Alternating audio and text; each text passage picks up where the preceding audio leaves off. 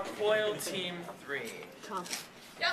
So I'll give you a team 5 minute leader head is, start to speed it up. Hold on, we're gonna wait. Are we good? Yeah. Okay. So we're coil team number 3, as Luke just said.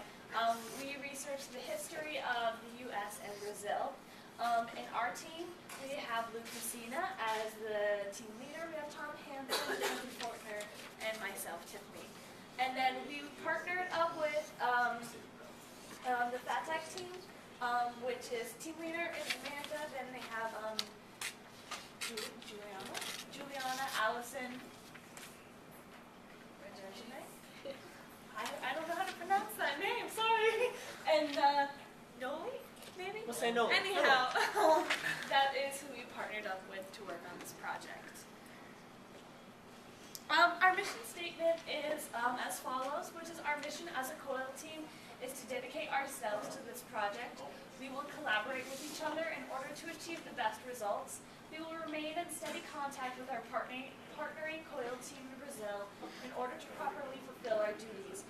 We will respect both members in our team and our partner team, and we will collectively assume roles that will result in the most efficiency. So that's what we came to the conclusion for our mission statement. Then we have our KRAs, which is one was to have effective collaboration with group members, make sure that we just communicated well with each other. We work respectively with all of us together and our team members, that we have a clear communication about what we need to work on, what we need to get done, that we delegated tasks so that we could get everything done on time, and also make sure that when we were delegated the tasks that everyone fulfilled them and took the responsibility to get their work done. Our operational plan, really as our operational plan, we the first step obviously we took was to get together to talk about where are we going to go with this project, how are we going to start, what topics are we going to discuss. And so we made out a list of, okay, well, this is like the main areas of Brazil that we need to talk about, and we worked with the Brazilian students on what areas of the U.S. they should research, and then we collaborated. We got our research together. We put ideas together to form this presentation, and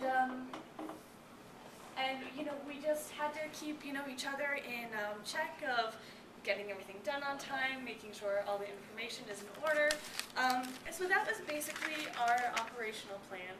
And I'm going to let Luke take it from there. Here's a little USA Brazilian summary side by side. So pretty much we're very similar in area. We have we're a little bit bigger than them only because of Alaska and Hawaii, but land area is very similar. Population, we're both countries with high populations. They're the 5th most populous country, we're the 3rd most populous country, and we have about 100 million more people. And just kind of put that in perspective, Mexico has about 100 million people, so we're like one Mexican population, like bigger than Oh, no.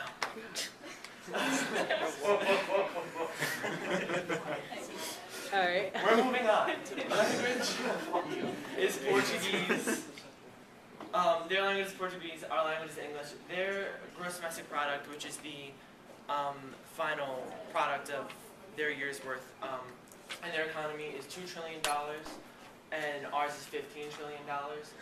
The Human Development Index is it's a compilation of life quality and infrastructure and everything that you would put into kind of what countries are, or what countries are developed the most. And they have a high HDI, and their HDI has been growing pretty rapidly, and they've done a really good job since the turn of the century to bring their HDI up. Right now they're 85th, but they're doing a good job climbing the ladder, and we're at very high and we're 3rd. Their capital is Brasilia, not Sao Paulo, and our capital city obviously is Washington, D.C. Their largest city is Sao Paulo, which is why I think people associate that to be their capital. and our largest city is New York. We have the same government type, federal, public. We have very similar governments in the way things are ran. Their current leader is Dilma Rousseff, and our current leader is Barack Obama. Alrighty, so the stereotypes of America are, the obvious one is that we are obese and lazy.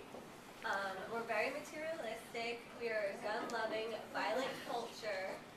We are addicted to plastic surgery. Americans are arrogant and selfish. We are nosy. Everyone is always in everyone else's business. We believe America is the best country. And we have weird teeth, tombstone teeth, unnaturally white and straight. And then our whole nation is celebrity obsessed. And for stereotypes of Brazil, it's said to be a very poor country.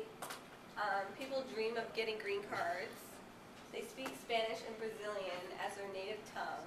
They all walk around naked in public. They are incapable of learning good English. People believe there are monkeys and other exotic animals running up and down Brazil's streets. Everyone thinks the capital is Rio when it is actually Brasilia. And they are excellent dancers and soccer players. So a successful product in Brazil is the acai berry. They use it for everything. They'll use it in shampoo, use it in conditioner.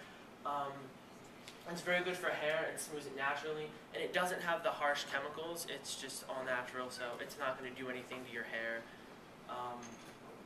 That's unnatural. And they had problems with formaldehyde.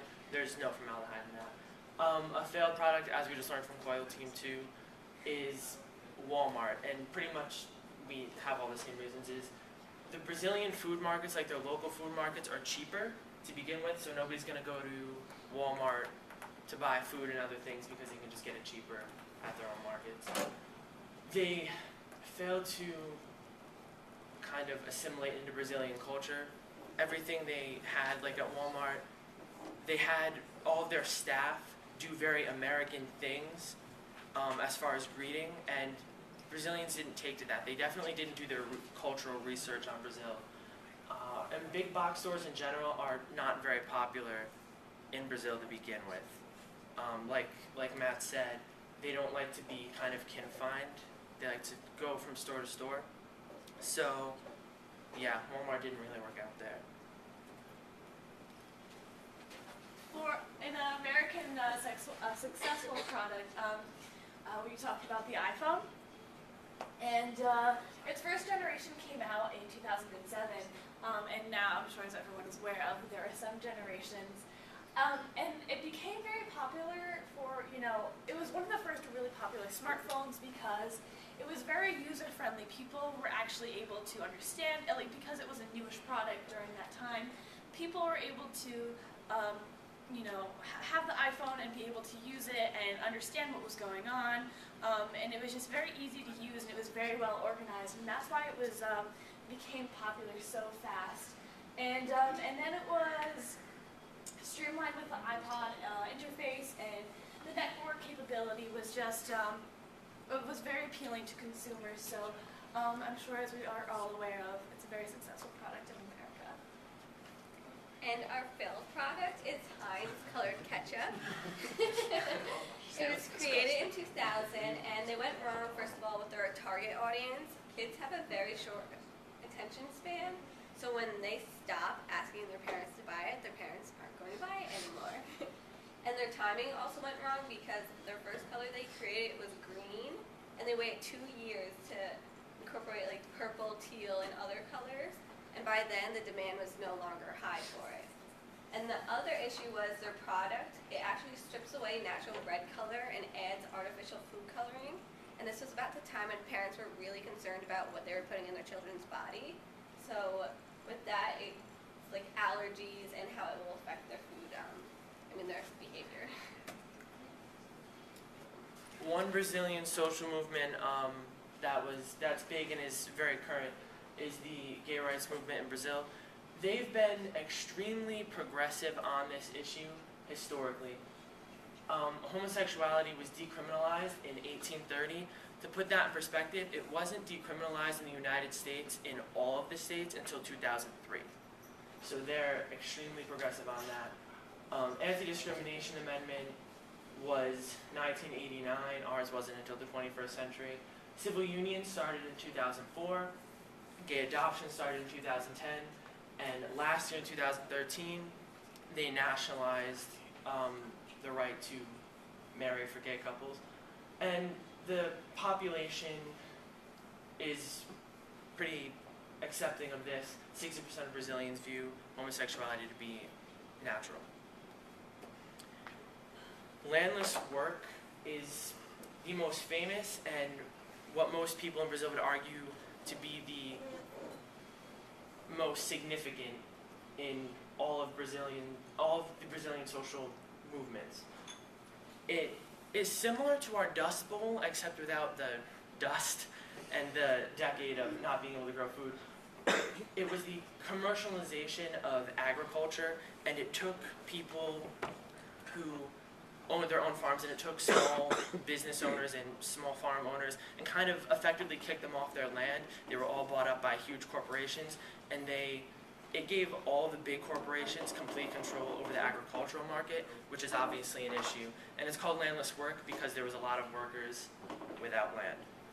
And it was also marked by a time of a lot of racism. There was a lot of racial inequality, and this affected 23 of the 26 states. And this movement actually was founded by the Landless Work organization, and that had 1,500,000 members. So it was something that really affected Brazil and Brazilians a lot. All right, so probably the first most important event in modern Brazil's history is the colonization of Brazil. Brazil, as we know today, was discovered on April 22nd, 1500, and it was discovered by the Portuguese explorer on behalf of the crown, Pedro Alvares Cabral. I don't know if I pronounced that right. And he named the new land that he found after the Brazil wood trees. And Brazil, in Portuguese, actually somewhat translates roughly to red like an ember, because the Brazil wood trees had this very red color to them, and at the time you could use the color from the tree to make really expensive textiles, dyes for textiles. So as you can imagine, the tree is kind of endangered now. It used to be pretty populous, but after it was discovered, it was and it was claimed. It was divided into 15 colonies by King John III, and he gave it to nobles to reduce the colonization costs. So what he essentially did was he privatized the colonization, almost, and he said, you guys do what you want, like you guys figure it out, do all the colony setup, find your resources, and just make sure it gets back to us. And most of them failed, and because, as you can see, a lot of Portugal's like on the coastline here, but then there's a big chunk inland. But this was all unexplored, so they didn't really find any good resources or good spots to set up settlements here. So most of the successful settlements were actually on the coastline here, because on the coast you could export sugarcane, because sugarcane was a really important part of the triangle trade at the time. So obviously they had a lot of slave labor during that time of colonization. So in a lot of ways, colonial Portugal was really similar to colonial America. The Portuguese limited Brazilian trade to only trading with other Portuguese colonies and Portugal itself. And pretty soon, other European powers began getting better sources of sugar that were a lot closer to Europe. So Brazil pretty quickly fell behind, and pretty soon it started to collapse because no one would buy their sugar, because you could buy it from islands in the Caribbean that the English or the Dutch had. So eventually they had no choice but to try to expand inland again, and eventually they did manage to find gold. So two of their biggest products, obviously, they had were sugarcane and gold, and that's actually part of the flag, is the gold color in the flag represents the gold that the country's rich for. And so, in 18th century, Brazil ended up having its very own gold rush, very similar to the American gold rush we had in California. So you had lots of new inland development, and you found gold in the west and silver in the south. So that is how the whole area of Brazil managed to get colonized. And in the 19th century, Napoleon invaded Portugal and ended up deposing the royal crown. And so what they had to do was, they didn't really kill them, they just said, get out of Portugal, you can't be here. So they went to Brazil because they had nowhere else to go. And you know, the Prince of Brazil started, you know, opening up commerce between Brazil and other friendly nations, so they kind of gave them trade freedom. And at the Congress of Vienna after the Napoleon Wars, the Prince created a united kingdom of Portugal, Brazil, and the Algarves, which essentially elevated Brazil to the same rank as Portugal, you know, like an equal nation. And then they officially got independence from Portugal on September 7th. No, keep going. Okay, so to make this short, since we don't have that much time, the military dictatorship in Brazil, it was from 1964 to 1985, and it was a conspiracy and ended populist democracy in 1964. Basically, they went from being run from constitutionalist until dictatorial hardliners took over, dominating the government until 1974. And these military just made it seem from the outside world that everything was fine and dandy, when really the Brazilian economic miracle was anything but a miracle for the citizens. They held down wages, suppressed strikes, and made people who complained disappear. After this, their economy really started soaring to debt, record high inflation levels, and rising inequality began in 1974. After this, they just gave up, and a pro-democracy movement gained momentum, and the government soon returned to democracy. The Calor Age is named for Fernando Collor de Mello, and he was the first citizen president after the fall of the dictatorship. So you can imagine this is a pretty important event for Brazilians, and you know, he had a lot of hope for the Brazilian people, and a lot of Brazilian people were like excited about this. They're like, all right, we got this. We're independent. We're a republic now. We've got a real president. But unfortunately, they kind of got let down because he was found guilty of influence peddling, which was, you know, basically, you know, asking other politicians for favors to make sure he could get elected. And it basically started this. Their first president ended up being very corrupt. It would kind of be like if George Washington ended up being really corrupt. That would be a really bad way to start our country out. And then there were, you know, that kind of set an example. A lot of corrupt presidents ended up following him. And so that's why it's called the Calor Age, because it was just this corrupt age of presidents. And they've been getting better, but you know, there is still a little bit of corruption in their political system. Okay, the Mensalo scandal in Brazil was a vote buying corruption that threatened to bring down the government of President Lula in 2005. People were being paid to sway others to vote for him, which won him the presidency in 2003. And it was the Workers' Party that was really involved with this. And the big thing is that Mensalo actually means big monthly payment, and these people were paid $12,000 to participate. This scandal also contributed to an assassination of one of the mayors in a big city. Holders of the high office in Brazil are entitled to have cases against them heard by the higher courts, and so many of them in Congress, only the Supreme Court had jurisdiction. They were all charged with bribery, money laundering, misuse of public funds, and conspiracy. Unfortunately, Brazil's legal system has a loophole where even after you are convicted against the Supreme Court rulings, they get to appeal everything. But even after that, and new judges were into the court, they were still all found guilty. The only thing was President Lula looked likely to be brought down as well. But without any evidence that he was involved in the scheme, he was reelected in 2006.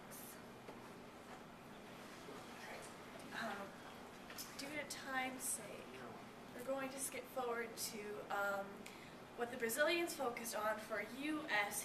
history, which their first topic that we were discussing was the American Revolutionary War. And I know we're all pretty familiar with this, but the 13 colonies that were originally were the origination of America, rebelled against the British rule due to taxation without representation. This happened back in 1775. Due to a bunch of riots and such, it led to the American Revolutionary War, which continued from 1775 to 83. Now, George Washington was the commander-in-chief. Because of a lot of his strategical planning on, battles and such, that was their big factor to how America won the war.